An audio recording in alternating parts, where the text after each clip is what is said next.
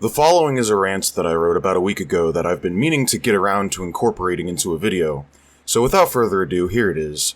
About a month ago, I found myself involved in multiple discussions with at least several self-described anarchists. For every one of them I found to be reasonable. With only some theoretical disagreements here and there, I found almost as many that were basically liberals with extra steps. From the condemnation of Palestinian resistance as being just as reprehensible as the Zio-Nazis for wanting to defend their land and people and fighting to take back what is rightfully theirs, to the deliberate shilling of blue no matter who, to being outright opposed to virtually every successful revolutionary and revolution of the note. Sure, they can claim they want worker ownership all that they want. They can deliver the harshest condemnations of the US government. But when it comes to all of the relevant historical discussions at hand, as well as what is to be done, they're really not much different from liberals in practice. They're still rabid anti-communists, and they still fall for US propaganda constantly. Now granted, they aren't a complete monolith. While only some of them are blue MAGA, at a fundamental level, they are all, at the end of the day, petty bourgeois individualists. It even ties into their class background much of the time, as they are oftentimes enough middle-class Westerners who have never known a day of hunger or the horrors of war in their lives, and oftentimes enough are the descendants of gusanos and defeated capitalists who fled the revolutions that transpired in the East in decades past. Hell, one of them practically bragged that his grandfather fought for America during the Korean War. On one hand, they recognize that something is wrong with the current system.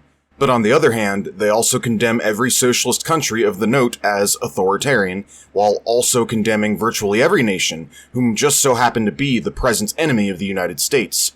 To make matters worse, they are married to their politics, tie their egos to their politics, and actively refuse to learn new information that might broaden their understanding of any and all relevant questions. Even more so, they'll go as far as supporting the very status quo they claim to be against, merely because the pre-selected agents within its machinery tell them what they want to hear, and sometimes are on the surface slightly better than their Republican counterparts. And to make matters worse, they will even actively and aggressively attack and criticize anyone and everyone who dares to meaningfully oppose the status quo and is trying to make a meaningful change. Why is this? Well, one reason could be because of class position to an extent, i.e. the aforementioned middle class and Gusano descendants. I also attribute decades of pre-programmed conditioning via propaganda and emotional manipulation. But this explanation doesn't quite cut it either. Yours truly comes from a middle-class background, and I was taught since childhood that communism was evil and doesn't work. And yet by the time I was in my early 20s, I was still able to do my own research and break from my indoctrination. So why can't many of these people do the same? Why is it that despite our best efforts to educate them and elevate their understanding, they still refuse to learn? I don't understand communism. And I have to protect my kids from understanding it. We will not give in to the thinkers. I believe the reasons aren't just material, but sociopathological as well. And what I mean when I say that is they have an emotional attachment to their beliefs. And though their lives may not be great and things could be better, they're comfortable enough to such an extent that they don't want to risk what little that they have, or put anything on the line for the sake of widespread change. At the same time, organizing at the professional level is very hard. It doesn't pay, there are no days off, nobody will thank you for your work, you will be constantly vilified and attacked by right-wingers, and if you happen to be good enough at your job, the feds will be breathing down your neck at every corner and actively plotting your demise. Furthermore, they have been spoon-fed preconceived narratives about communism and revolution to such a degree that they have now a warped perspective on the subject that has become a part of their identity. From my point of view, the Jedi are evil! This perspective, mind you, is rooted primarily in pathos, i.e. vibes. You cannot reason with vibes, you cannot debate vibes, because vibes are not rooted in logic or reason. It is the same reason why you will never convince a young Earth creationist of the theory of evolution. And so, rather than, scrutinizing a lot of these preconceived narratives, or actually looking into things for themselves, as I have, or, treating those who have done that mental labor with the credence and respect that they rightfully deserve, they will instead turn their brains off, presume to know more than you or I do, double down on their anti-communism, and then falsely equivocate us with the very fascist genociders we seek to defeat, and then use this fallacious equivocation as justification to disregard everything we say and all the points we make. Let's talk about a recent discussion I've had as an example. The first one I had was with a longtime friend of one of my liberal relatives who saw my previous video on AOC and Bernie Sanders. They reached out to me over Discord in what seemed to be a good faith effort to talk about it. I told them if they're just calling me to try and convince me of the efficacy of supporting the Democrats as the lesser of two evils, then forget it, because they're not a serious person. He insists that he just wants to talk, and so we do. We discuss a number of topics, starting off with a community post in which I denounce Sanders and AOC as the Zio-Nazis that they are, as well as whether or not Israeli settlers constitute civilians. I insist that they're not and explain that a civilian is a bystander, an innocent person completely uninvolved in a broader political game. And yet Israeli settlers are involved. They are making the conscious, deliberate decision to occupy stolen land and even sign up for the IOF in order to steal more land that doesn't belong to them against international law. And that the Palestinians took 0 hostages during the October 7th attack. What they took were prisoners, as there is no such thing as a civilian settler. He insists that one can be a civilian and a criminal at the same time, and I just brush it off as silly semantics and move on. And so despite spending the vast majority of their working lives as politicians, they don't technically count as career politicians, according to him. I proceed to call him out on this semantic wordplay, and insist that it doesn't matter if these definitions aren't 100% exact, because they still get the point across regardless. And he tells me that it does matter because I'm dehumanizing them, basically. Well, boo fucking who, I think to myself. As the conversation continues, I explain that Bernie Sanders is a traitor to the American proletariat because he sided with the Democrats in both primaries. And guess what? This self-proclaimed anarchist, who claims that he wasn't there to lobby a case for blue no matter who, begins to defend and justify Bernie Sanders' decision. He goes as far as to say he's Canadian, but if he were American, he'd vote Democrat.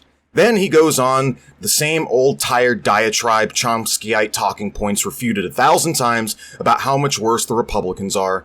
Evidently, he hasn't learned a single thing from my video. So I explain why this is not necessarily the case, and that even if it was, the Democrats enable and collaborate with the Republicans every step of the way, and they routinely run disastrous campaigns that end up getting the Republicans elected every other season. So they're clearly not the answer, and they're clearly part of the problem. I essentially tell him he's dead wrong and to allow myself to explain why. He responds with a snarky comment about how he called me to explain why I'm wrong.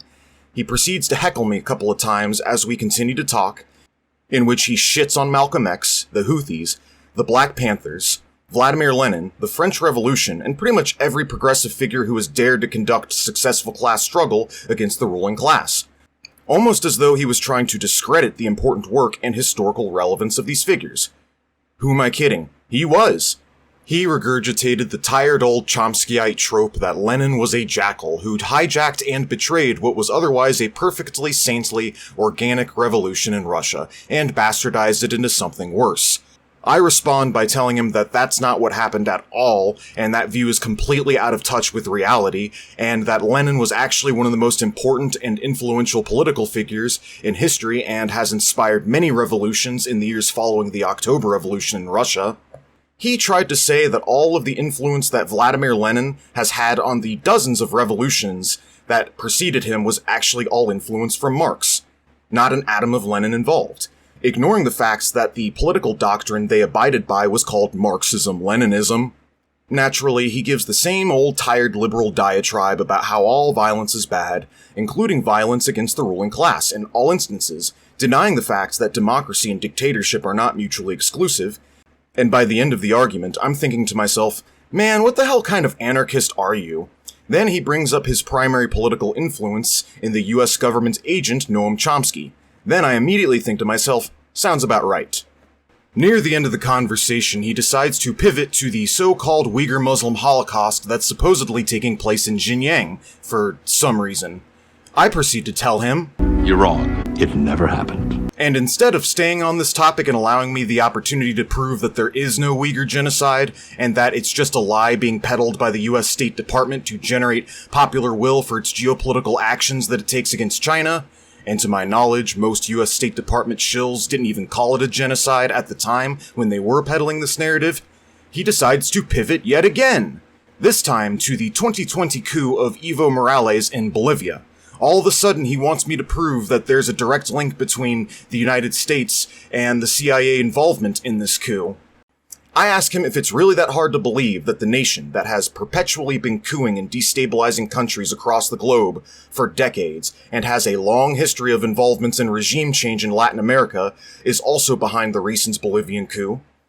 I send him a link to the Wikipedia articles on the subject on the history of CIA-backed coups, and he's basically like, I thought you didn't trust Wikipedia. I thought you believed they were a CIA plant. Something along those lines. And acted like because I've been critical of wiki articles on communism in the past, therefore I don't trust any liberal sources, period. So I reflect back to him that if he trusts Wikipedia as a liberal source, a mainstream public tool, why wouldn't he recognize them as a valid source for the history of involvements on US regime change? After I referenced said Wikipedia articles on US-backed genocides and involvement in regime change and adventurist forever wars, at that point in the discussion, he decides to make the stupid argument that, oh yeah? Well, that was all in the past. I'm not talking about the 1980s, I'm talking about the here and the now. And I proceed to tell him that it's still going on, right now, at this exact moment, you doofus. America never stopped doing this evil shit. And then I proceed to provide him with the data he requested earlier, which proves without a shadow of a doubt that the United States was involved in the coup in Bolivia back in 2020.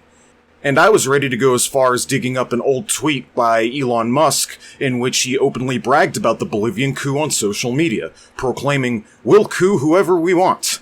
But before I had a chance to make that point, you guessed it, he tries to deflect and change the subject again! He proceeds to say, so Russia doesn't involve itself in regime change? Russia doesn't invade countries? Russia doesn't have full foreign policy? In that moment, there were multiple directions I could have taken the argument. I could have pointed out how American regime change is far more prolific, and has been demonstrably catastrophically worse for the world on every conceivable level. I could have tied that point into asking him why he doesn't support Russian or Chinese foreign policy over America's, since according to his own lesser evil blue no matter who logic, they aren't nearly as damaging to the world.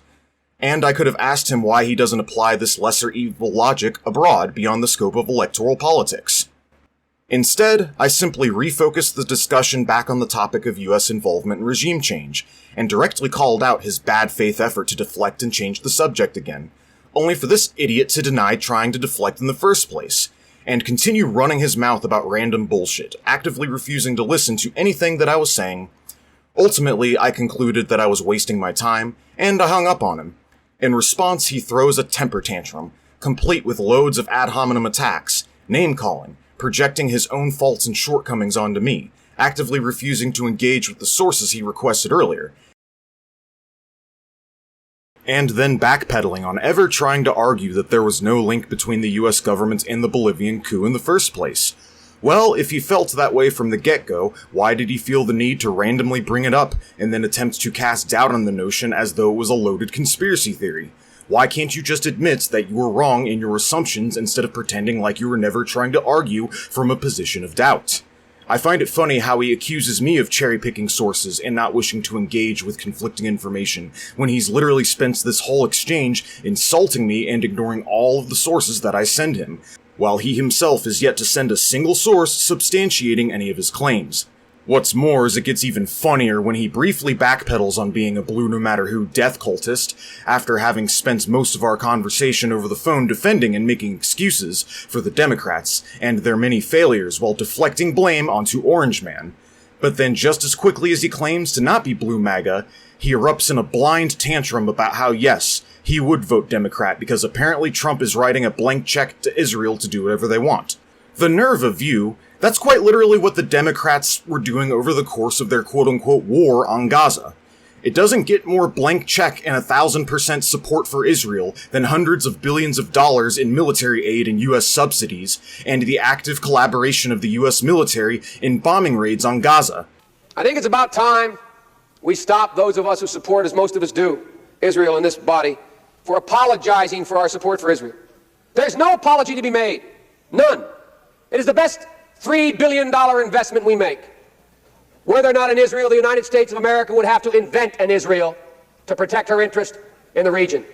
200,000 dead Palestinians, 90% of civilian infrastructure destroyed. The Democrats did that, not the Republicans.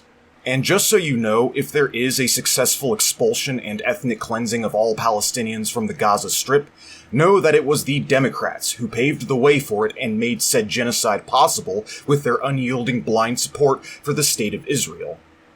Then he once again reveals his hand. I find posts like these, in particular, quite profound because it truly reveals the twisted psychology behind people like this. All they care about is being on the winning side, since actually being opposed to the status quo means being opposed to overwhelming power and impossible odds, and putting one's own material well-being on the line in the pursuit of a better future for all. And so, instead of taking a stand on principle, they'd rather take the easy way out, passively side with members of the status quo that they perceive as less bad, bullshit themselves and everybody else into thinking that the minuscule scraps that the ruling class graciously kicks down to us plebs is commensurate for the genocides that they orchestrate and enable abroad, and attacking us with exponentially more vitriolic scorn and scathing condemnation than they will ever leverage towards the status quo. We point out the fundamental flaws, violence, cruelty, and oppression inherent to the system, and rather than joining the workers' movement or the anti-war movement in the fight for a better future and trying to meaningfully organize against it, they will instead turn around and get mad at us for pointing these things out to them. They'll accuse us of being weak, small, and irrelevant, that we have no power, that all we do is lose, acting as though we're not just a ragtag resistance up against one of the most wealthy and powerful empires in human history, not computing the facts that this is not a valid criticism of the communist left, or really any of the radical left in general. That because we have to build everything up from nothing, under the oppression and watchful eye of the police state, that the cause for liberation is thus now invalid. There were countless slave revolts that took place over the course of the Roman Empire, and some of them were even successful. And they did this despite the Romans having all the power, the numbers, the resources, and superiority. By this very same logic, we could criticize the slaves for fighting for their freedom because the majority of their revolts ended up failing. Yuck yuck, stupid slaves. Good luck on your irrelevant plotted rebellion that no one supports. All you rebels know how to do is fail. You need to get your head out of the clouds and be pragmatic like me, because I support specific individual slave masters in the hopes that they may one day graciously toss down slightly more scraps of bread to us.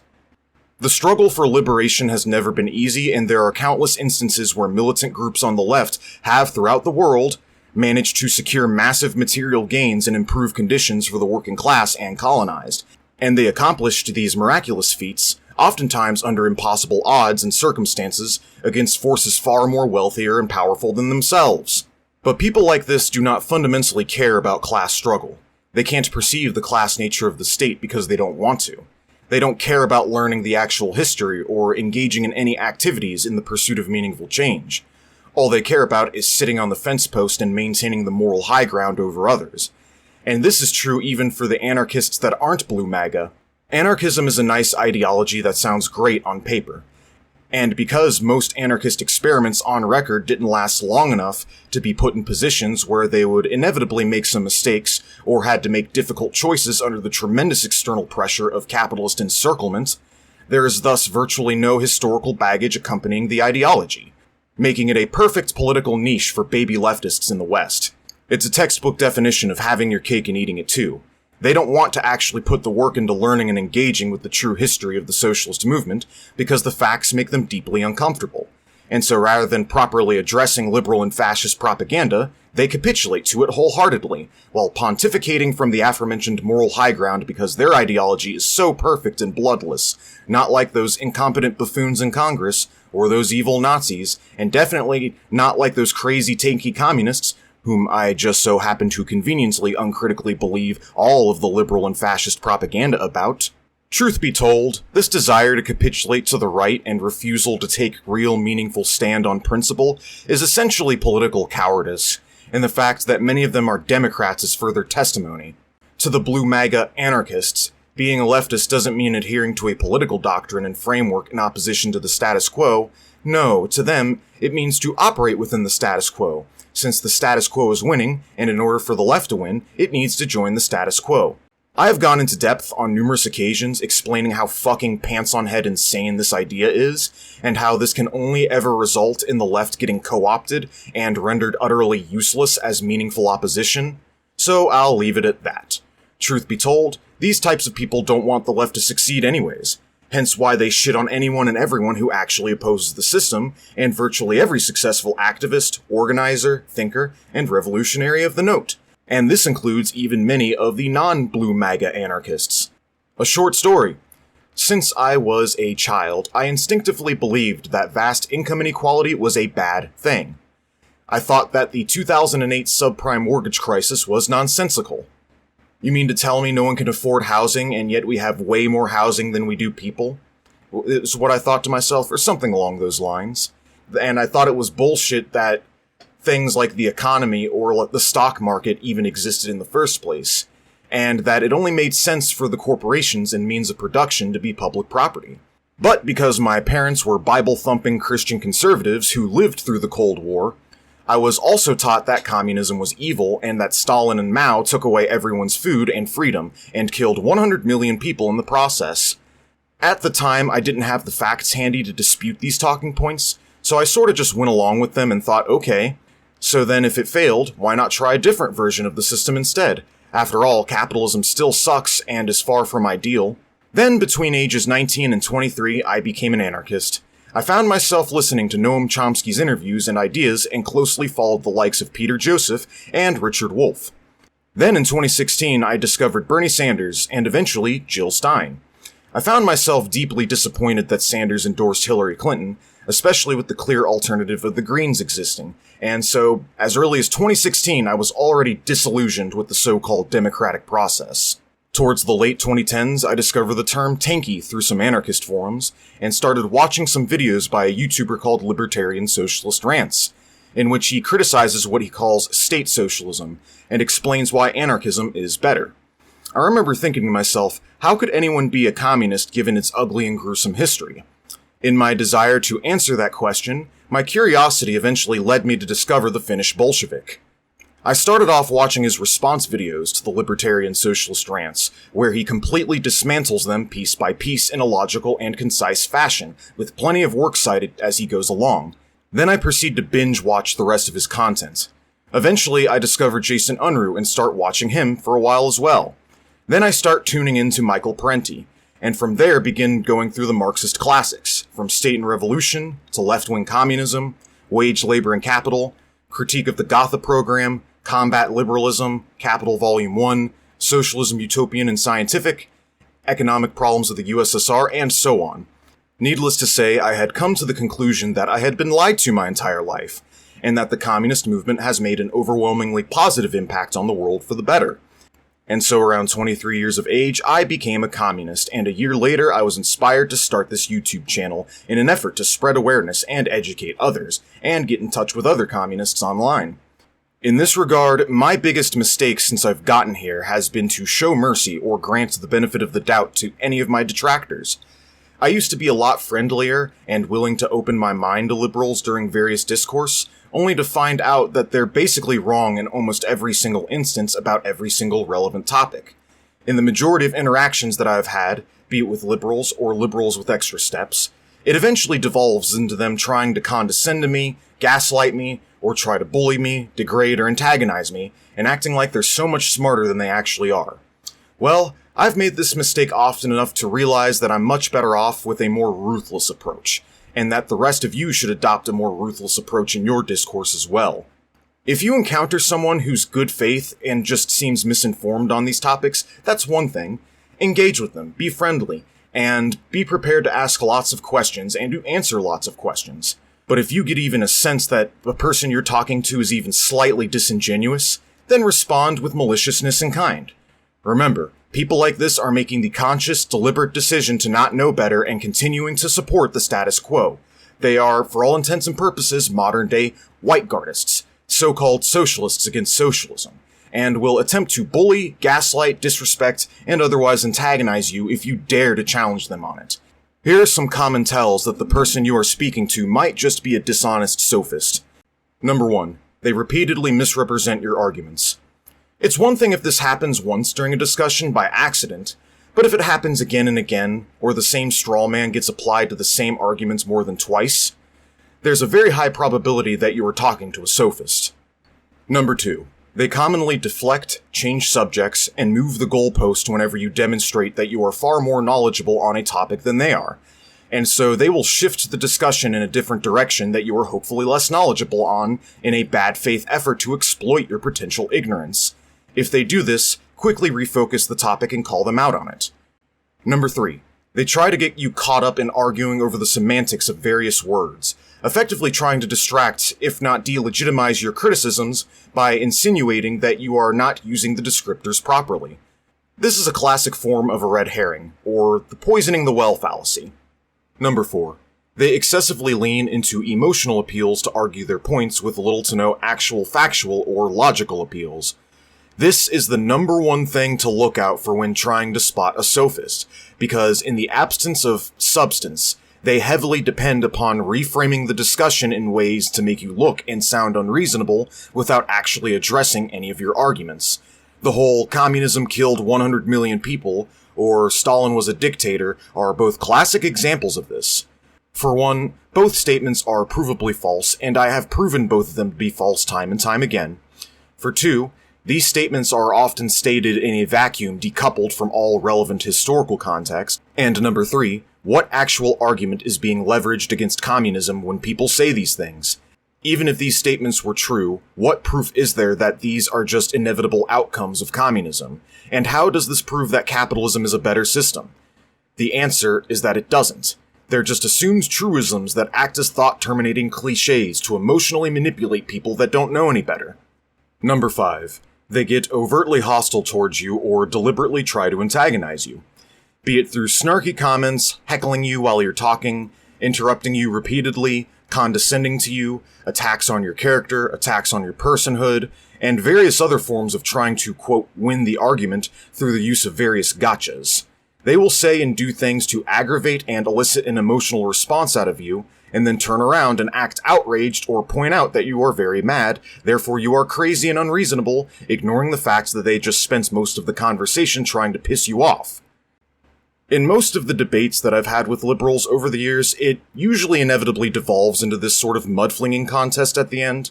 About a year ago, during a discussion I had with a liberal, in which I told them that October 7th was justified, settlers are not civilians, and that the hostages are actually criminals facing prosecution for their crimes, and that even according to international law, Palestine has a right to defend itself. He proceeds to regurgitate the Israeli lies and narratives about the mass rape taking place on October 7th of Israelis and the murdering of dozens of infant children. Oh, the fucking irony looking back now. And basically said that I was pro-mass rape and baby murdering because I argued the attack was justified. And that right there, folks, is exactly what I'm talking about. This is not an argument. It is a cynical attempt at a gotcha espoused in the pursuit of winning the debate, by sidestepping my points and attacking my character. Number 6. Gaslighting. Gaslighting is the act of trying to undermine one's confidence and casting doubt on their perception of reality. They will present themselves and talk as though they are far more authoritative than you are on the subject. One of the ways that they do this is by presenting themselves and talking as though they are far more authoritative and knowledgeable on the subject than you are, even if they're not, and will treat you like you're an ignoramus or a crazy person. You need to keep an eye out for these manipulative debate tactics because there's a growing number of sophists in the world with evidently no end in sight. And knowing how to dismantle their bullshit and hold them accountable is an important skill when engaged in any sort of discourse. So here are some final tidbits of wisdom for you guys before we close. I recommend tuning into at least several live debates. Stay tuned into them and pay attention. Try and pick up on the fallacies and emotional manipulation mentioned thus far. This will help you learn to pick up on it during your own conversations. If you're debating someone you believe to be insincere, try asking them lots of questions. Use the Socratic method to unravel and disarm them. It's a lot harder for them to bullshit when they're constantly on the back foot being scrutinized. If they try to change the subject or shift the goalpost, simply refocus it back on the topic at hand until you're able to get them to acknowledge the facts in a way that's completely undeniable. If they misrepresent you, point it out and proceed to clarify.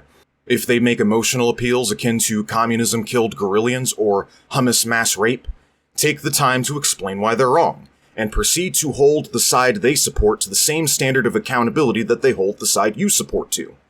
Better yet, hold them accountable directly. If you're debating a liberal sophist, and you can reasonably and consistently identify their emotionally manipulative debate tactics, call them out on it. This is exactly what I did during the previously aforementioned discussion. The anarcho-liberal begins arguing semantics. I point out how the exact technicalities are irrelevant to the broader point.